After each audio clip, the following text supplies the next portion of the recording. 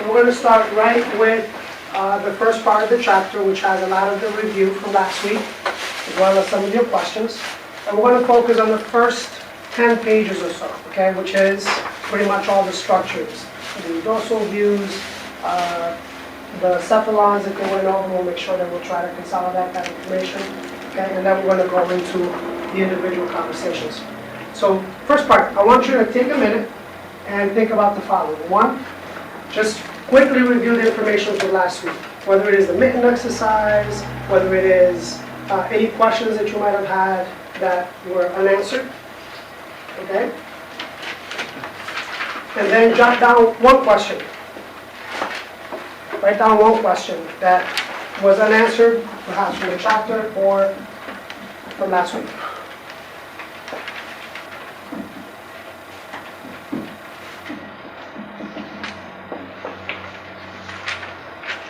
Okay, for this first part, let's just go over some of those bigger concepts, and then we're going to get into the small groups and we'll talk about some more specific ones. Okay, but what was your impression of the first chapter? Just some general thoughts.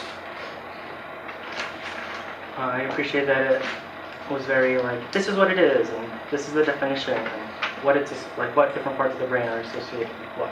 I thought it was good as a kind of like an outline and understanding of the different areas of the brain, and not really going too further into it. I think was a good introductory chapter. Just enough information to get you oriented. I think so. I found it really hard to decide what to take notes on because I felt like every sentence was new. It's like, oh, I'm going to stop now because I should just read the chapter every day. Yeah. I mean, it was good information, but... And we'll try to consolidate that information and highlight those important pieces. Brittany and Abby. Yeah, I feel like I spent the most time reading like the first page. And it was just like so much at once, and I had to reread like the first paragraph a lot of times.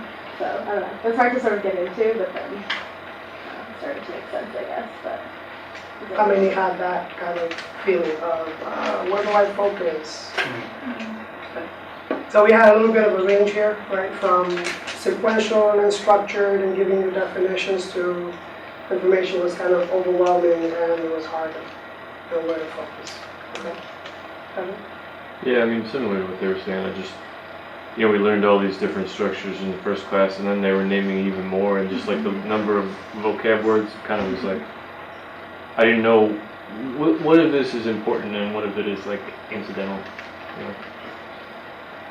And you'll find that, most of it is important, especially when we're reviewing information around profiles, right? So when it's talking about something like reading or writing issues, and they're talking about the hemispheres and the more specific structures, it will start kind of coming together. But for the first chapter, it kind of leaves you wondering which one of these we want you to know, and that's what we're going to try to do today. Today we will leave one comprehensive list of what you need to focus on relative to those profiles that we'll cover later. I was going to say, I thought that it was really helpful to have your notes on there because like Brittany, I would read through a whole section, sit there and be like, okay, and then read it again, but then focus more on your notes and your highlights, and I had some kind of start with the context and then read and get into it more. What was it about the notes that you found helpful? It was a little intimidating because you tended to highlight always like these, like if you were to just take out the parts that you underlined, I feel like it would have been a good outline of everything. There's usually like a topic sentence or like a summary sentence. So then I could like, okay, wait, so this is talking about motor or whatever. Okay, I'm gonna think about motor because I saw that word highlighted. And then More summarized. yeah, and then you also have little notes on the side, so then I usually use that to kind of clue me in on everything. So I was nervous about the chapter, so I started it like when you emailed it out before we had gone over it, and I realized that when I was going over it the first time around, I was like, taking like a page of notes per paragraph. But then I finished the rest of it like after our class, and it helped me weed out the stuff that I don't think we are responsible for knowing. So it's helpful because in class you were like, it was was helpful to have like that focus of like, we're only focusing on how it has to do with learning and like the major parts of it, so I could ignore other parts, like the really specific parts of the reading. Help you ignore it. Yeah.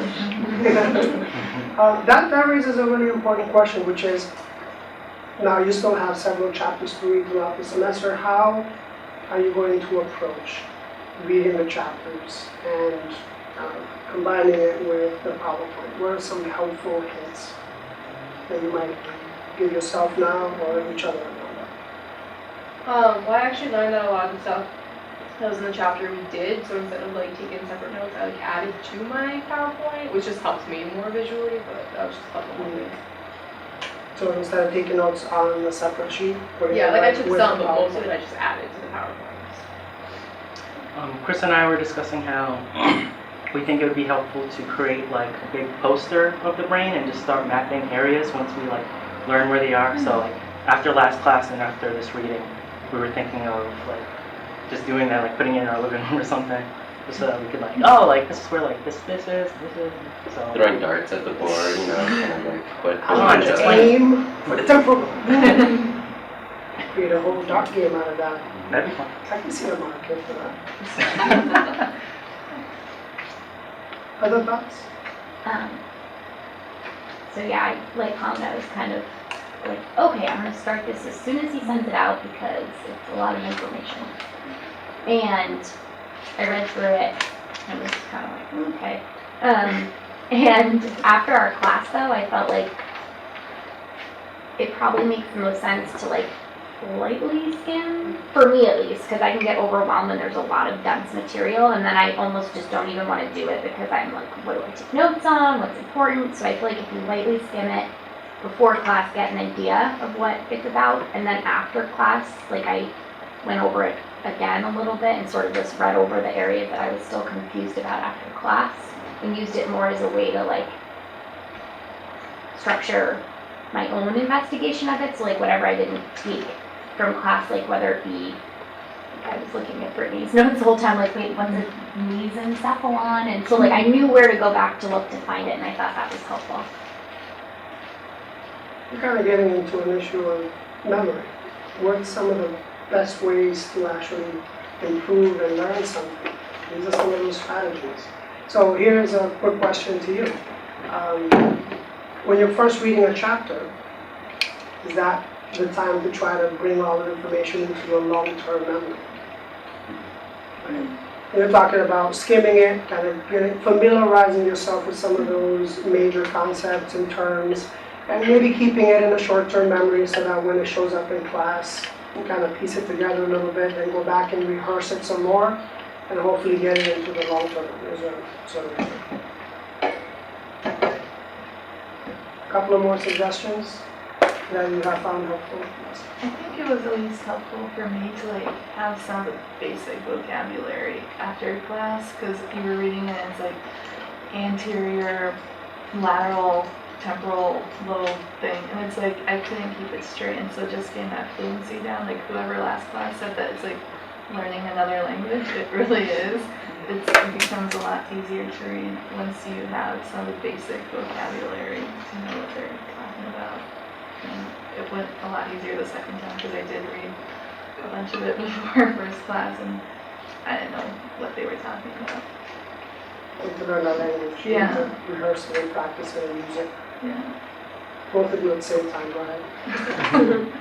You know, well, like Aaron said, I kind of felt like everything seemed important. So when I got to the end, the summary was nice to see that, like, if anything, I should get at least these points into my notebook.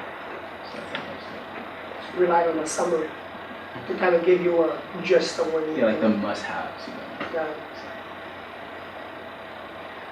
So I took notes and I do it in like an outline fashion, and it was sort of helpful because, for example, like when they were talking about the forebrain, it was like pages long, and I kept being like, what am I even writing about? Like I have like these details, so I kept like on the side being like, this is still talking about the forebrain, because it's just, it gets so in depth of different parts, and I'm like, what is the big picture here? I don't even know where we're at. So I'm hoping that we can kind of do it like chunk by chunk. just because it gets so in depth, and I feel like I lose a little focus of like what we're talking about. I haven't done this yet, but for the ethics class, this is kind of a lot of work, but I would rewrite my notes in an order that made sense, because during class they get kind of all crazy. So I'd reorder them to where I'd have like definitions and words, and then I'd put them on flashcards, so I'll probably do that for this class. I haven't started that. Basically like reorganizing, seeing everything again. Putting it in a way that makes sense Yeah. to you. That's an important point. I'm organizing the material in a way that I think makes sense, and using the style that a lot of different books use in terms of how they introduce the information. But I am taking a slightly different approach to it. So instead of, you notice from the chapter that they talked about the lobes, and then they go right into the cuts. And they started talking about the limbic system and all the structures. And it can get overwhelming because all those things start to mesh in your mind. So that's why I'm taking, can you identify the dorsal view approach? And can you identify the ventral structures? And can you identify the lateral structures? Just holding the brain in your hand and rotating. And now we're going to go into the cuts. And hopefully that will be a good way of studying it as well. All these sort of external, larger concepts, and then going into the more detail. Okay, yes?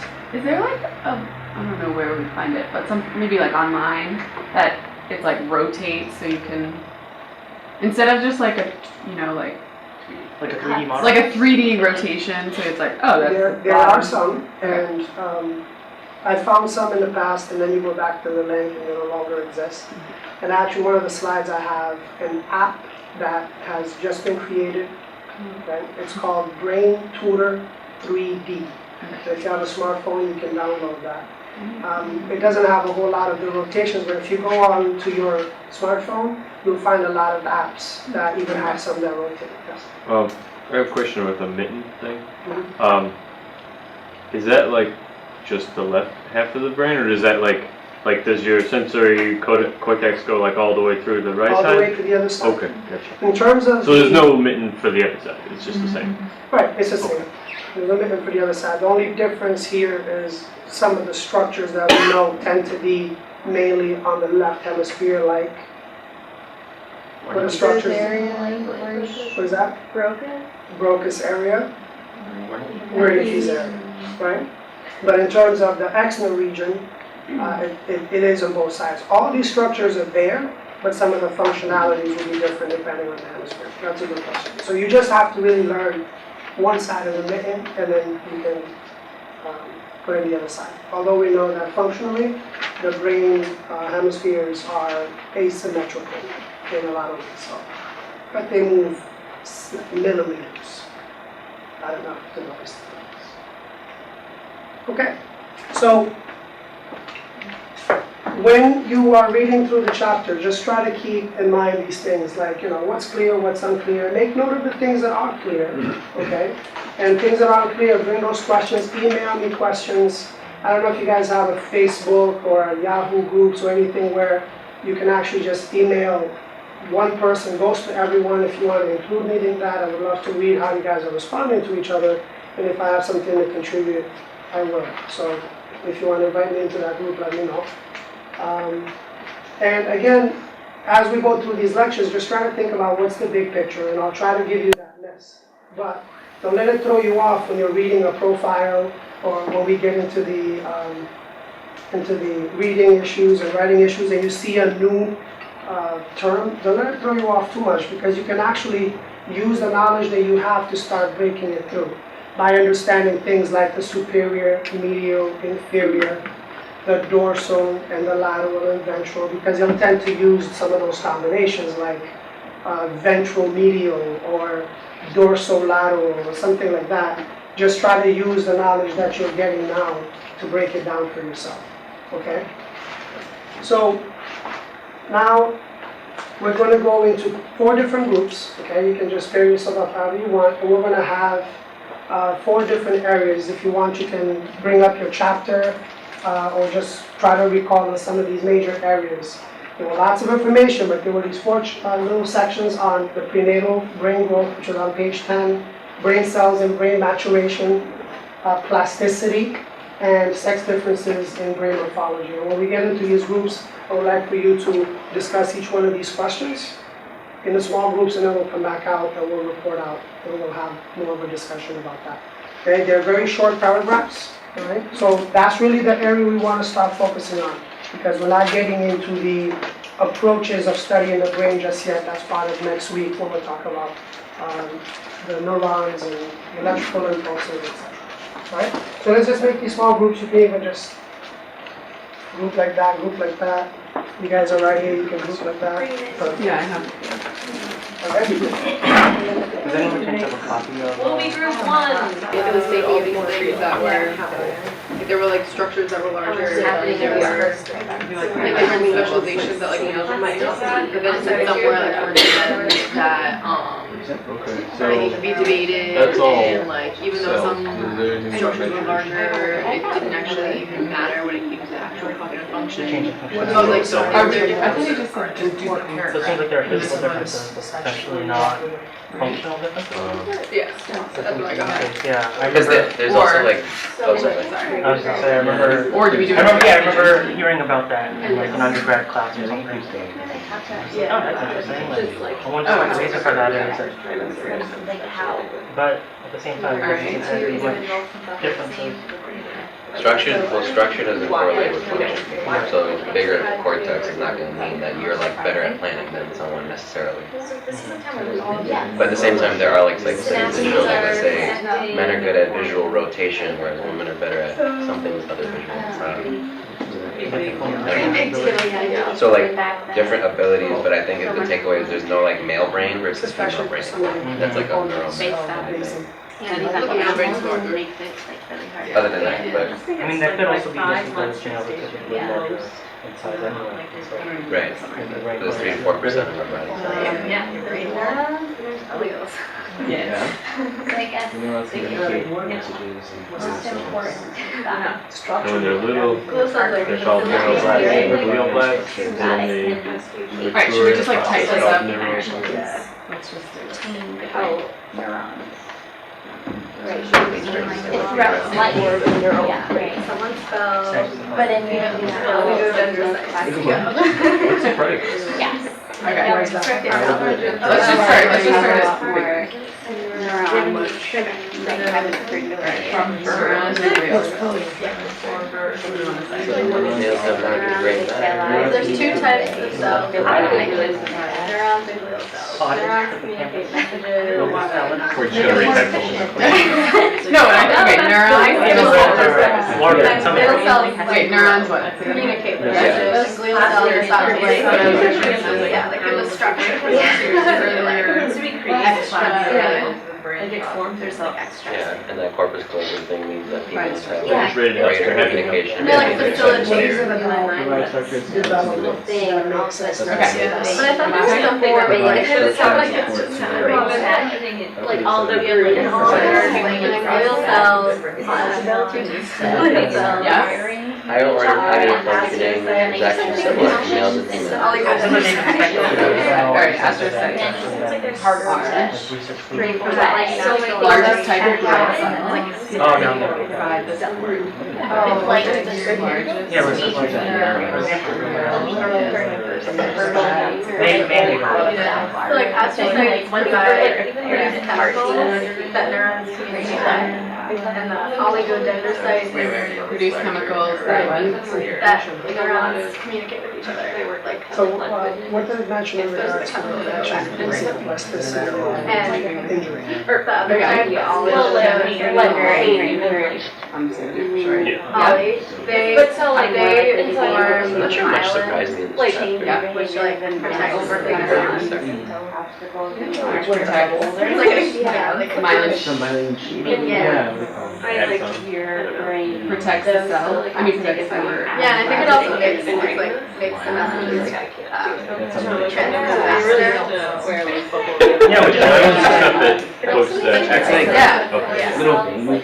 They sort of don't So like, know other that. types of It's the Travel hot fast and they want to see things that She had differences. Yeah. That's I big. know. I remember when we were It was like, But as we develop, those cells become more and more. Yeah. Like, Yeah. everything is Yeah, like those like some stop signs. But now we're just really. What was this? And there's a tutor on it. Okay, so now we're on neuron. There's motor. I think another- What connection? Yeah, that's There's Yeah. there's two individual motor, Big boys and girls. Yeah, That's three. They're like Assume that every child starts at the same stage. Let's elaborate. Boys and girls are equally capable of learning how to Try to read, figure out the expand, That's so related with that. talk. That individuality or the foundation of your brain is about. What is that? Typical That makes sense. But I wonder how much is that, like, parents start earlier with your own Stuff that's versus just like boys. third grade. I thought that was like, it was sort of like, not that we. Alright, do we need to break down where it was actually, or should we just? Should we talk about that eventually they don't get any more than what? I think the most important thing is that like. We talk about the like a neuron, Maybe And by then able to getting You know, close to if books. you imagine like that factorial piece, if you have 8 pieces, then imagine you have 8 neurons. And so the number of combinations is factorial. Imagine that. I think what we also recognize too is that there's still continuing research in this area. And whatever it is that we do know is just that. And there's still a lot more that can be explained here. But yeah, like you were saying, physical differences in our Okay, one more minute so we can wrap up my thoughts. Let's bring it back in here from each one of the groups for a little bit. Which group would like to start? Okay, give us some of your, a good summary of the takeaway points from this section on gender or sex differences. Takeaway point number 1, anatomical differences do not translate into functional differences. So a girl with a larger frontal lobe than a boy does not mean that necessarily that she is better at planning or whatever, executive functioning. Second takeaway point, we kind of like condensed it to like, it's kind of a myth that there's like, let's say a male brain, a female brain. You know, like there are certain different capacities, like girls tend to learn how to read at an earlier age. We talked about guys tend to be better at visual like rotation, but that doesn't mean that like that's the way the brain is for all guys versus all girls. Any other points? These are averages. Average, right? I think the only other idea can be something particularly applicable to just fields of research in general. It seems like these are all just kind of relatively recent. I know some of these studies were sourced from like 2001, and so I was saying that people were saying like these may suggest this or that, but obviously we still need to be learning a lot more about this to get closer to what the truth is. I'm seeing a lot of other. Anyone else want to add anything to this section? Any surprises? Oh, well, just like the reading point about like girls that learn faster than boys how to read. Yeah. I think it's, I remember in Erin's class in the fall, that development and learning class, how like reading is like seen as like a girl thing, and like it's just interesting because like it might be seen as a girl thing because like girls start reading earlier. There's somehow connected, but I don't know. There's so many different ways that it could be connected. Interplay with nurturing. Yeah. Other thoughts? And I think kind of going off of Phil's point, and they touched on it briefly too, is that the methodology needs to be looked at as well, because if there's small sample sizes or, they're just not different types of things you need to have like a consistent language, a consistent way of looking at things for it to mean the same thing across domains. Otherwise, it's all kind of opinionated. So in the end, what do we take away from this? So someone asks you, so you've been reading this book on biobases, and there was a section on sex differences. What was that about? What would you say? In 2 sentences. Current research suggests that there are no anatomical differences. Well, there are anatomical differences, but no functional differences between male and female brains. What does that really mean? Break it down even more. Is it going to go, huh? Anatomical and functional, what does that mean? If you looked at a brain, you couldn't necessarily tell if it's a male or female brain. Right. And when we're thinking about function versus anatomy, what's the difference? So when we say function, what are we referring to? And when we say anatomy, what are we talking about? Function. What It's it like does action. versus what it looks like. Versus, The yeah. cognitive Right, where it looks like, process. so the structure, right? Like the frontal lobe, this particular gyrus. But what makes up the function of that? That's going to have to do with our neurons. And sort of the electrical impulses that we're going to be talking about next week. When we talk about anatomy, we're just talking about the structure. Cut the head open, you look at the brain, that's the anatomy, those are the structures. But you will not be able to tell the function. If you're just looking at a brain, impossible, because it has a lot to do with the neurons and the kind of connections and the neural networks they've created. That's the function. Okay.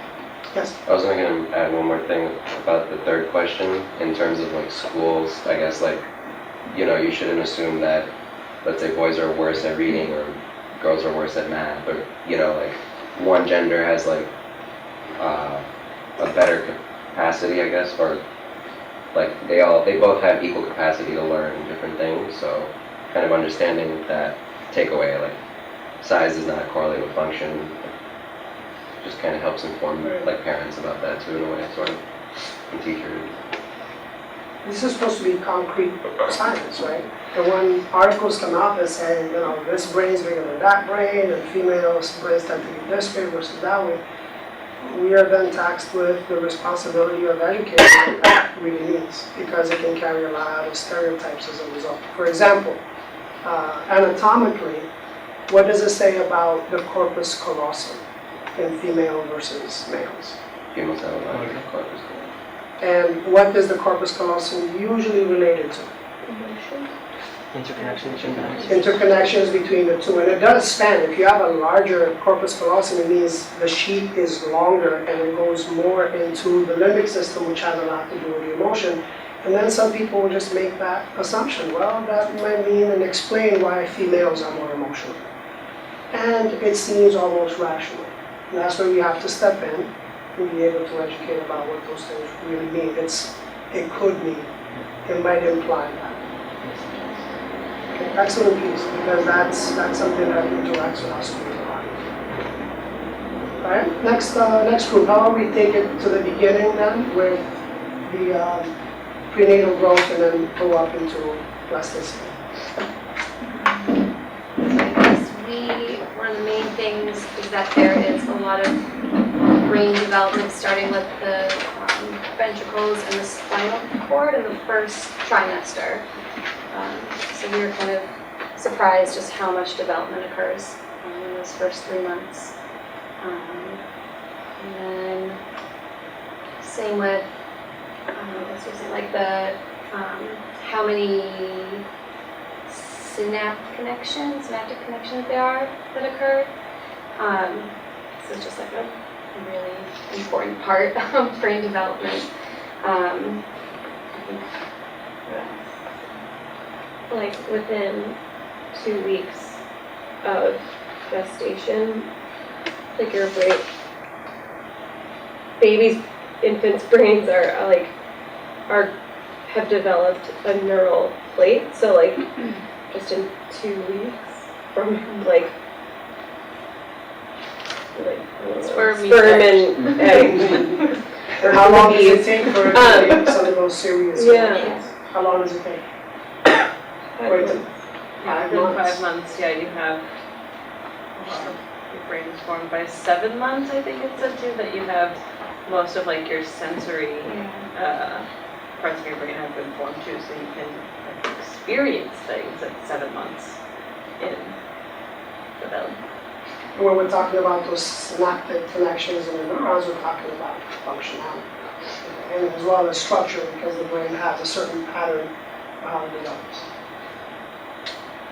Any lingering question from that section? I have a question. We were just talking about how it could relate to school, and that we were saying that Hong and I, you're not supposed to eat like soft cheeses or like deli meat when you're pregnant. And we've never been pregnant, or we just happen to know that from other people or things, and how not everyone might have that information. Or so how many things could go wrong and how important it is. And like I just never want to leave my house whenever I'm pregnant because their brain it's developing. You just don't mess it up. And thinking about like No the way soft the environment can affect like the fetus, like and like when you see, and then like in terms of like school, when you see like kids whose parents are kind of like, I don't know, like younger parents who might not have had access to the same like types of resources like for prenatal care, that maybe like an older parent might have had, like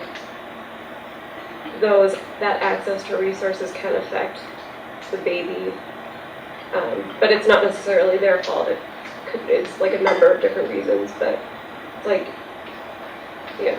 Or even the knowledge. Right? Yeah. The knowledge that the first trimester is so important, and implications for school psychologists and other educators to talk to parents and families, and especially in the high school years, about what that means and how that could affect the children. So there's a huge education implication here for us, knowing that there is so much going on the first 2 weeks to 5 months. I think another interesting fact is that after the 3rd month to birth, it says that the brain develops at 250,000 neurons per minute. Let's stop in birth. For that long per minute. Evan was talking about, you ever see a video where the neurons kind of like traveling through almost like electricity? Is that what you were talking about? Well, when the brain's like developing or whatever, Right. it makes these strings and they like crawl on the string like these evil little.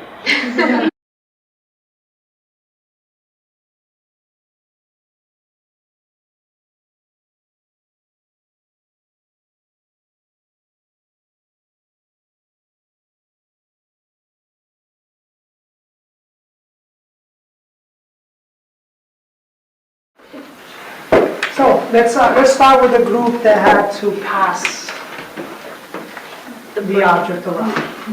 What are some of the structures you came up with? Optic nerve. Okay, I did, yeah. So seeing it all, except for we talked about cerebellum being balanced, standing there, we weren't falling over. Parietal lobe for like spatial, not like hitting people with it. Motor cortex and sensory cortex, just like touching.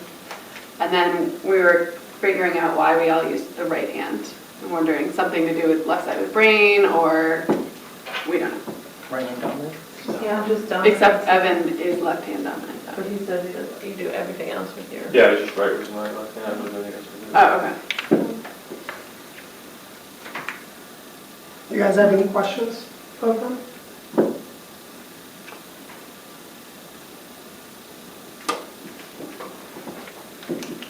So tell me about the ventral and dorsal streams and how that relate to this activity. The ventral stream, occipital to temporal. Dorsal stream was this facial brain, this facial? Yeah. You have to know what we were passing. Oh, I don't know. Yeah. In terms of like verbally. Could have been like a stick. Like a, Good, yeah. And I think it's a ventral, so this is something else that we noticed, that in terms of the what, like some of us had like cupped our hands with the brain, whereas with the paint, we just kind of used one hand. And so that kind of takes into account the what aspect, which is more of the temporal lobe. So that would be more of a ventral stream of information after it goes through the vesicular lobe. And once you heard, you understood the what, because there was a difference between the brain that was heavier and had spikes in it. Yeah. Versus the paint. The ventral stream would then have to have you associated with what? A memory.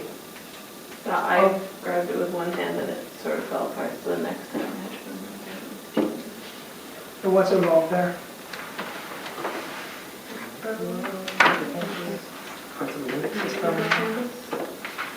How many of you were not necessarily afraid, but how many of you think that amygdala had a component in this? Well, I mean, I definitely, I noticed I cupped it, like I cupped the brain and like very gingerly passed it Why did you do along. that? I didn't want to drop it. You were afraid to drop it. And how did the ventral medial part of your frontal lobe help you sort of rationalize that little fear? Anyone? It'll be okay. Whatever. Yeah, it would be okay as long as you tried. utilize. Well, you're ameliorating a risk by.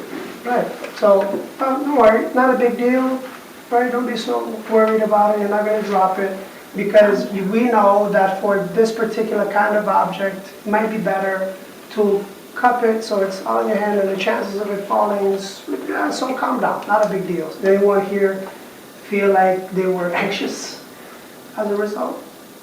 What if I had tried to ask you to pass around like a trash bucket that was full of trash? Yeah. Right. Maybe a little bit more so, right? You'd have the fear, you'd have the ventral medial kick in to kind of help you rationalize, but the risk would be higher because it's more unstable. Okay. Any other thoughts? If the paint had been open, we might have done it differently. More like the brain. Or even more so, because I think well, no offense. Dropping the brain versus getting paint everywhere. I think I would have like that already. Okay. And for the people that were tossing the structures around, what are your thoughts? So definitely visual, optic nerves, chiasm, occipital lobe, etc. And then there was motor and sensory, like to feel the object caught in your arms and then to throw it back towards somebody new or the same person. I guess also visual spatial, like knowing who you're throwing it to and kind of like how far you need to throw it. So there's some parietal, again. Like knowing that when you get it, you have to pass Right, it on. kind of like planning ahead a little. We also put the cerebellum activity aside because you weren't following with what we were doing it. Right. Most people weren't kind of drunken style.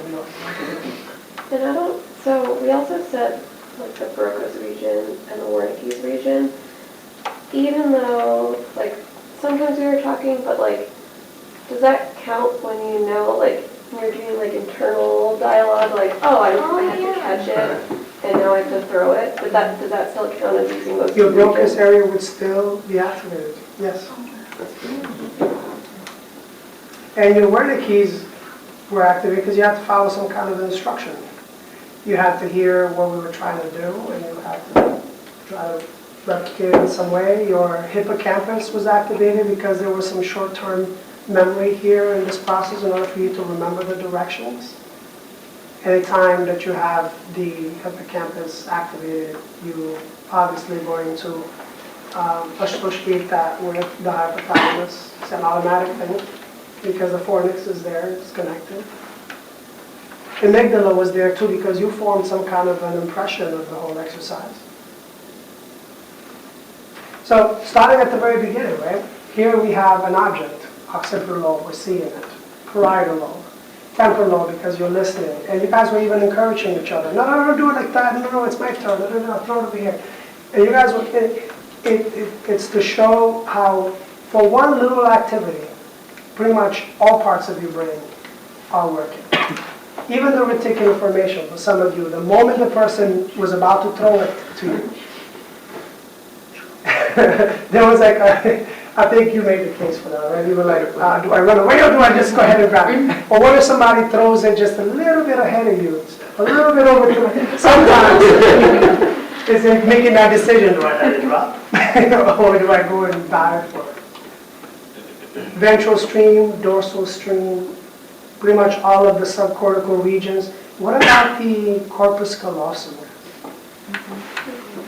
What about the coordination? There's a reason why you didn't reach for it like this,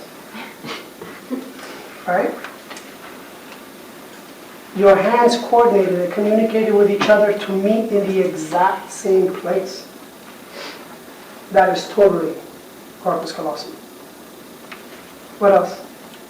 Sabrina mentioned stress hormones when you were starting. Not too much, but just enough to keep you engaged in the exercise. Thalamus, hypothalamus, pituitary gland. Yeah, pituitary gland, very nice. How about your pineal gland when you walked outside versus in that room? Some of you woke up, even started stretching when you walked outside. You know, like, it's time to get up. It's time to start reuptaking this melatonin that's been activated with me sitting here listening. The cerebellum, as you mentioned, right, was activated, posture, balance, heart rate, medulla, everything. So the exercise wasn't so much like there's a right answer to this, but hopefully to illustrate that in most activities, you're actually having a lot of